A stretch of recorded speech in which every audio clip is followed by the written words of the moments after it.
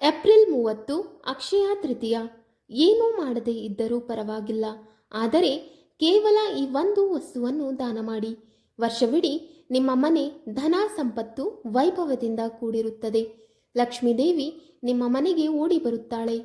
ನಮಸ್ಕಾರ ಸ್ನೇಹಿತರೆ. ಅಕ್ಷಯ ತೃತೀಯದಂದು ಚಿನ್ನ ಖರೀದಿ ಮಾಡಬೇಕು ಎಂದು ಹೇಳುತ್ತಾರೆ. ಆದರೆ ಈ ದಿನ ದಾನ ಮಾಡುವುದಕ್ಕೆ ವಿಶೇಷ ಮಹತ್ವ ಇದೆ. ಶಾಸ್ತ್ರಗಳ ಪ್ರಕಾರ ಅಕ್ಷಯ ತೃತೀಯದಂದು ಯಾರು ದಾನ ಧರ್ಮ ಪುಣ್ಯದ ಕೆಲಸಗಳನ್ನು ಮಾಡುತ್ತಾರೋ ಅವರಿಗೆ ಅದರ ಫಲಗಳು ಕೂಡ ಅಕ್ಷಯವಾಗಿರುತ್ತವೆ. ಲಕ್ಷ್ಮಿ ಹಾಗೂ ಕುಬೇರ ದೇವರ ವಿಶೇಷ ಕೃಪೆಯು ಕೂಡ ಅವರಿಗೆ ಪ್ರಾಪ್ತಿಯಾಗುತ್ತದೆ. ಸ್ನೇಹಿತರೆ, ಪುರಾಣಗಳ ಪ್ರಕಾರ ಈ ಅಕ್ಷಯ ತೃತೀಯದ ಪವಿತ್ರ ದಿನದಂದು ನವಗ್ರಹಗಳಿಗೆ ಸಂಬಂಧಿಸಿದ ವಸ್ತುಗಳನ್ನು ದಾನ ಮಾಡುವುದರಿಂದ ಗ್ರಹಗಳ ಪ್ರಭಾವ ನಮ್ಮ ಮೇಲೆ ಅನುಕೂಲಕರವಾಗಿರುತ್ತದೆ. ಮನೆಯಲ್ಲಿ ಸುಖ ಸಮೃದ್ಧಿ ನೆಲೆಯಾಗಿರುತ್ತದೆ. ಕೆಟ್ಟ ದಿನಗಳಿಂದ ಮುಕ್ತಿ ಪಡೆಯಬಹುದು ಮತ್ತು ಧನಧಾನ್ಯಗಳಿಗೆ ಯಾವುದೇ ಕೊರತೆ ಇರುವುದಿಲ್ಲ.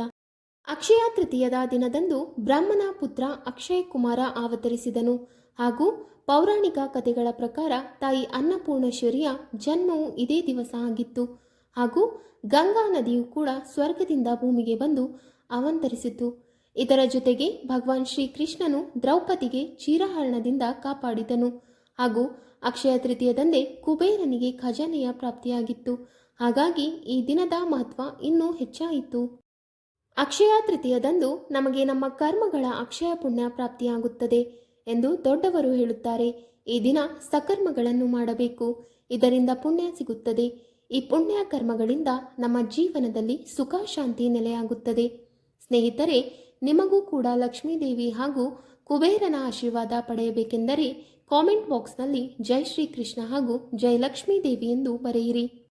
ಅಕ್ಷಯ ತೃತೀಯದ ಈ ಹಬ್ಬವನ್ನು ಪ್ರತಿ ವರ್ಷ ವೈಶಾಖ ತಿಂಗಳ ಶುಕ್ಲ ಪಕ್ಷದ ತಿಥಿಯಲ್ಲಿ ಆಚರಿಸಲಾಗುತ್ತದೆ. ಹಿಂದೂ ಕ್ಯಾಲೆಂಡರ್ ಪ್ರಕಾರ ಈ ವರ್ಷ ಅಕ್ಷಯ ತೃತೀಯವನ್ನು ಏಪ್ರಿಲ್ 30ರಂದು ಆಚರಿಸಲಾಗುವುದು. ಈ ದಿನ ಲಕ್ಷ್ಮೀದೇವಿ ಮತ್ತು ಸಂಪತ್ತಿನ ದೇವರಾದ ಕುಬೇರನ ಪೂಜೆ ಮಾಡುವುದು ವಿಶೇಷವಾಗಿದೆ. ಈ ದಿನ ಮಾಡಿದ ಪೂಜೆ, ಶಾಪಿಂಗ್ ಮತ್ತು ದಾನ ಧರ್ಮಗಳ ಶುಭ ಫಲಿತಾಂಶಗಳನ್ನು ನೀಡುತ್ತದೆ ಎಂದು ಹೇಳಲಾಗುತ್ತದೆ. ಅಂತಹ ಪರಿಸ್ಥಿತಿಯಲ್ಲಿ ಈ ದಿನ ಬೆಳಿಗ್ಗೆ ಬೇಗ ಎದ್ದು ಮತ್ತು ಸ್ನಾನ ಮಾಡಿದ ನಂತರ ಕುಬೇರ ಹಾಗೂ ಲಕ್ಷ್ಮೀದೇವಿಯ ಮೂರ್ತಿ ಮುಂದೆ ತುಪ್ಪದ ದೀಪವನ್ನು ಬೆಳಗಿಸಿ ಧ್ಯಾನ ಮಾಡಬೇಕು. ಕುಬೇರ ದೇವರ 108 ಹೆಸರುಗಳನ್ನು ಪಠಿಸಿ ಅಂತಿಮವಾಗಿ ದೇವರಿಗೆ ಆರತಿ ಮಾಡುವುದರ ಮೂಲಕ ಹಣದ ತೊಂದರೆಗಳನ್ನು ತೆಗೆದುಹಾಕಲಾಗುವುದು. ಸ್ನೇಹಿತರೆ, ಇವಾಗ ನೋಡೋಣ ಬನ್ನಿ, ಅಕ್ಷಯ ತೃತೀಯದ ಪುಣ್ಯದ ದಿನದಂದು ಯಾವ ವಸ್ತುಗಳನ್ನು ದಾನ ಮಾಡುವುದರಿಂದ ನಮಗೆ ಅಕ್ಷಯ ಪುಣ್ಯ ಪ್ರಾಪ್ತಿಯಾಗುತ್ತದೆ ಎಂಬುದನ್ನು ತಿಳಿಯೋಣ. 1. ಜವೆ ಗೋಧಿ. ಹೌದು ಸ್ನೇಹಿತರೆ, ಅಕ್ಷಯ ತೃತೀಯದ ಪವಿತ್ರ ದಿನದಂದು ಜವೆ ಗೋಧಿಯನ್ನು ದಾನ ಮಾಡುವುದನ್ನು ಅತ್ಯಂತ ಶುಭ ಮತ್ತು ಫಲಪ್ರದವೆಂದು ಹೇಳಲಾಗುತ್ತದೆ. ವೇದ ಪುರಾಣಗಳಲ್ಲಿ ಜವೆ ಗೋಧಿಯನ್ನು ಜೀವನದ ಮೂಲ ಬೀಜವೆಂದು ಉಲ್ಲೇಖಿಸಲಾಗಿದೆ.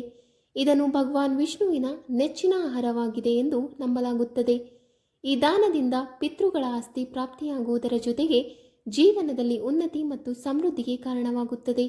ಜವೆ ಗೋಧಿಯನ್ನು ವಿಶೇಷವಾಗಿ ರೈತರು ದಾನ ಮಾಡುವುದರಿಂದ ತುಂಬಾನೇ ಪುಣ್ಯದ ಕೆಲಸ. ಇದರಿಂದ ನೀವು ಧನದಲ್ಲಿ ಹೆಚ್ಚಳತೆ ಪಡೆಯುತ್ತೀರಿ.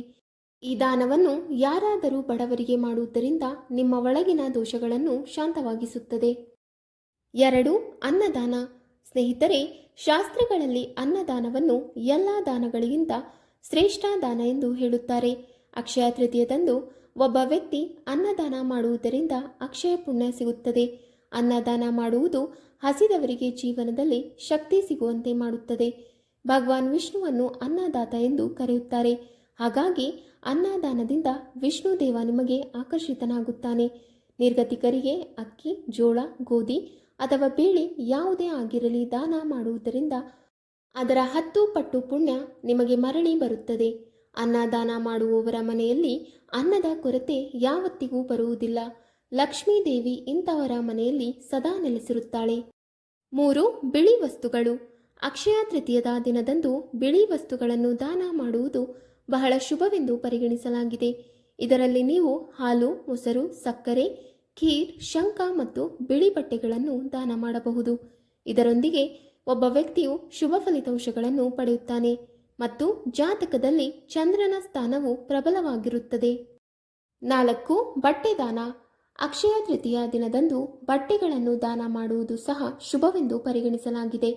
ಈ ಬಾರಿಯ ಅಕ್ಷಯ ತೃತೀಯ ಬಹಳ ವಿಶೇಷವಾದ ಶುಭಯುಗದಲ್ಲಿ ಮತ್ತು ಬುಧವಾರದಂದು ಬಂದಿದ ಕಾರಣದಿಂದಾಗಿ ಬಟ್ಟೆ ದಾನದ ಮಹತ್ವ ಇನ್ನೂ ಹೆಚ್ಚಾಗುತ್ತದೆ. ಬುಧವಾರ ಅಕ್ಷಯ ತೃತೀಯ ಆಗಿರುವುದರಿಂದ ನೀವು ಬಿಳಿ ಮತ್ತು ಪ್ರಕಾಶಮಾನವಾದ ಬಟ್ಟೆಗಳನ್ನು ದಾನ ಮಾಡಬೇಕು. ಈ ದಿನ ಅಗತ್ಯವಿರುವವರಿಗೆ ಬಟ್ಟೆಗಳನ್ನು ದಾನ ಮಾಡುವ ಮೂಲಕ ನಿಮ್ಮ ಗ್ರಹವು ಬಲಗೊಳ್ಳುತ್ತದೆ ಮತ್ತು ನಿಮ್ಮ ಮನೆಯಲ್ಲಿ ಸಂತೋಷವನ್ನು ತರುತ್ತದೆ ಎಂದು ನಂಬಲಾಗಿದೆ. ನಿಮ್ಮ ಜೀವನದಲ್ಲಿ ದೈಹಿಕ ಸೌಲಭ್ಯಗಳು ಮತ್ತು ಆಹ್ಲಾದಕರ ವೈವಾಹಿಕ ಜೀವನಕ್ಕೆ ಬುಧನ ಸಾಮರ್ಥ್ಯವು ಅತ್ಯಂತ ಮುಖ್ಯವೆಂದು ಪರಿಗಣಿಸಲಾಗಿದೆ. ಈ ದಿನವನ್ನು ದೇವಿ ಲಕ್ಷ್ಮಿಗೆ ಸಮರ್ಪಿಸಲಾಗಿದ್ದರಿಂದ ಈ ದಿನದಲ್ಲಿ ಉಡುಗೊರೆಗಳನ್ನು ನೀಡುವ ಮೂಲಕ ನೀವು ಮನೆಯ ಮಹಿಳೆಯರನ್ನು ಮೆಚ್ಚಿಸಬೇಕು. ವರ್ಷವಿಡೀ ನಿಮ್ಮ ಮನೆಯಲ್ಲಿ ಸಮೃದ್ಧಿ ನೆಲೆಸಿರುತ್ತದೆ. 5.